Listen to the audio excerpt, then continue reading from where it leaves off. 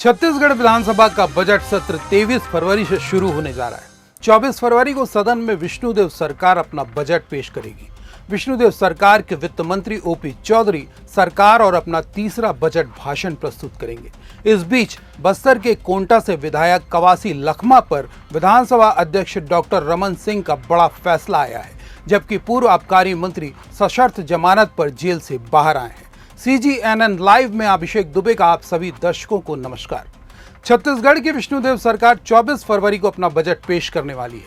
आम जनता, कर्मचारियों, व्यापारियों, महिलाओं के साथ युवाओं को हर साल बजट से बड़ी घोषणा की उम्मीदें होती हैं। कुछ नया होने, कुछ नई आशाओं को पंख लगने और कुछ राहत की आस होती है। लेकिन बीते 2 सालों में प्रदेश की जनता के हाथों निराशा ही लगी है। फिर भी तीसरे बजट को लेकर आशाएं कमजोर नहीं पड़ी हैं। इस बजट सत्र को लेकर विधानसभा अध्यक्ष डॉक्टर रमन सिंह ने कुछ नई बातों का जिक्र किया है, जिसमें पूर्व आबकारी मंत्री और मौजूदा कोंटा विधायक कवासी लखमा के विषय पर भी उन्होंने बड़ा फैसला किया है।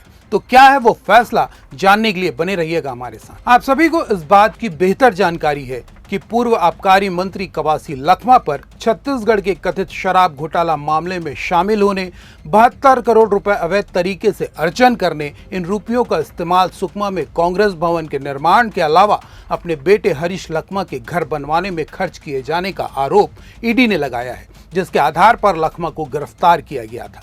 ईडी की रिमांड खत्म होने के बाद कवासी लखमा को साल भर से ज्यादा समय तक रायपुर सेंट्रल जेल में कैद रखा गया और हाल ही में शर्तों के आधार पर लखमा को जमानत पर जेल से रिहाई मिली है, जिसमें शर्त है कि कवासी लखमा छत्तीसगढ़ से बाहर रहेंगे। साल भर सलाखों के पीछे रहने के बाद मिली सशर्त जमानत को स्वीकार करते हुए कोंटा विधायक कवासी लखमा ने ओडिशा के मलकानगिरी में एक किराए के मकान को अपना ठिकाना बनाया हुआ है।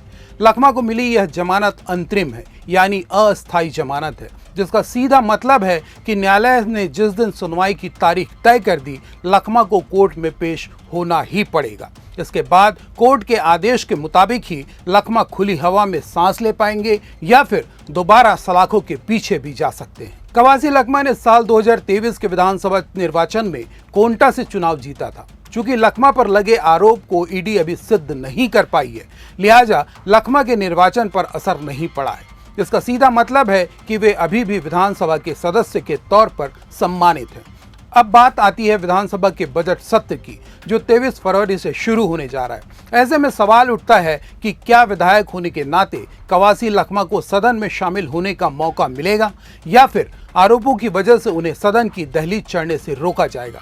इस सवाल का जवाब विधानसभा अध्यक्ष डॉक्टर रमन सिंह ने खुद दे दिया है। महाधिवक्ता छत्तीसगढ़ की अभिमत अनुसार माननीय कवासी लखमा सदस्य को निम्न शर्तों के आधार पर विधानसभा के फरवरी-मार्च 2026 सत्र में भाग लेने की अनुमति प्रदान की जा रही है। माननीय श्री कवासी लखमा सदस्य को उनके आगमन एवं प्रस्थान की सटीक समय की जानकारी विधानसभा सचिवालय को देनी होगी और अपना सक्रिय मोबाइल नंबर कार्यालय को जमा करना होगा। मोबाइल नंबर, वे अपने निवास क्षेत्र का दौरा नहीं करेंगे, ना ही प्रेस कॉन्फ्रेंस आयोजित करेंगे। माननीय उच्चतम न्यायालय द्वारा लगाई गई नो स्पीच भाषण ना देने की शर्त की कड़ाई से पालन करेंगे और विधानसभा के भीतर और बाहर चल रही गुड़दोष पर चर्चा नहीं करेंगे।